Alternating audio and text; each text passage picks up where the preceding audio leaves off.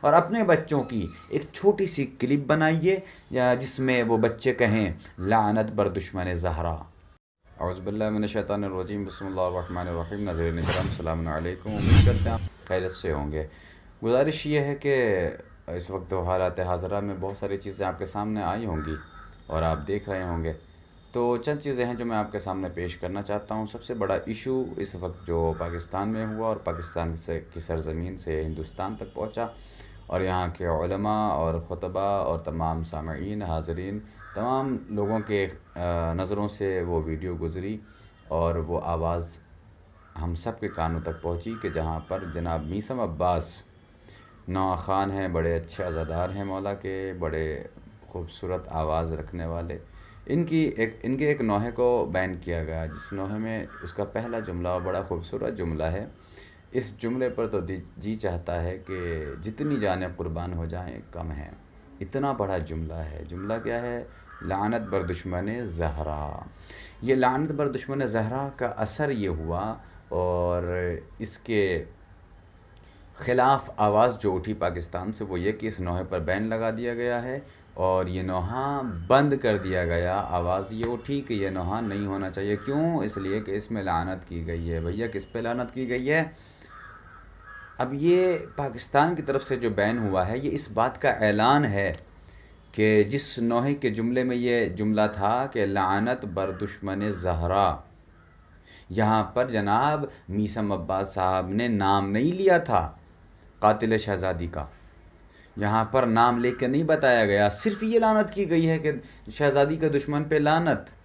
ارے بھیا آپ کو اگر اس چیز سے اعتراض ہے تو یہ عمل آپ کا جو آپ نے بین کروایا اور یہ کوشش ہوئی، یہ اس بات کی طرف دلیل ہے اور ثابت کر رہی ہے اس چیز کی طرف کہ آپ جس کو مان رہے ہیں، اس کا مطلب یہ ہے کہ لعنت اسی پر ہے اور قاتل اسی کو آپ سمجھ رہے ہیں، ظالم اسی کو سمجھ رہے ہیں، اور حقیقت بھی ہے۔ ورنہ اگر میں ثابت کرنے پر آ جاؤں، ابھی وہ شکیل جس کی آواز دنیا تک پہنچی اور اس نے ایک بہت ہی خراب انداز میں اور خراب الفاظ استعمال کیا ہمارے امام زمانہ عجل اللہ تعالی فرجہ کی شان میں گستاخی کی۔ تو تمہارے 12 امام کے پاس، تمہارے جو آخری امام کے پاس جو 10 پارے رکے ہوئے ہیں نا، جو ننگا بیٹھا ہوا ہے کسی پہاڑ میں، وہ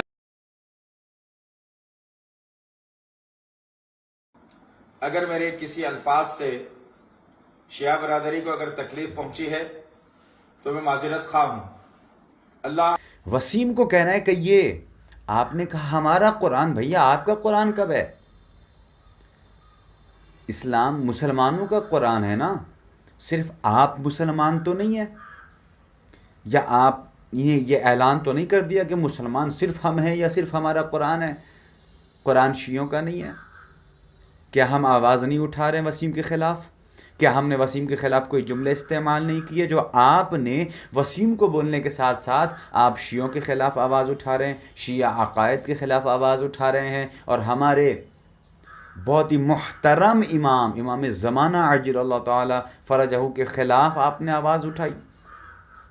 ہاں وہ روایتیں میں جانتا ہوں اب کس بنا پر آپ نے آواز اٹھائی ہے، اور یہ جملے جو آپ کی زبان سے، حسد بھرے جملے آپ کی زبان سے جو نکلے ہیں، یہ اس بات کا اعلان ہے کہ آپ کو اس روایت کا بغض ہے کہ جو روایت کتابوں میں درج ہے کہ جب امام زمانہ آئیں گے تو کیا ہوگا اور کس کے ساتھ کیا ہوگا۔ میں وہ روایتیں یہاں نہیں پیش کرنا چاہتا، بس اپنے سامعین کو یہ بتانا چاہتا ہوں، اور اپنے اس شکیل کہ جس نے امام زمانہ کے خلاف آواز اٹھائی اور جملے استعمال کیے، ان تک یہ بتانا چاہتا ہوں کہ یاد رکھیے گا، یہ آپ جیسے عالموں اور بزرگوں کی کمی ہے، کوتاہی ہے، غلطی ہے کہ آپ اپنی عوام تک سچ کو نہیں پہنچانا چاہتے، جس سچ کو صحیحین میں درج کیا گیا ہے۔ وہ روایتیں موجود ہیں آپ کی کتابوں میں، میں آپ کی کتابوں سے ثابت کر سکتا ہوں کہ شہزادی کا قاتل کون تھا، بالکل نام کے ساتھ روایتیں میرے پاس موجود ہیں۔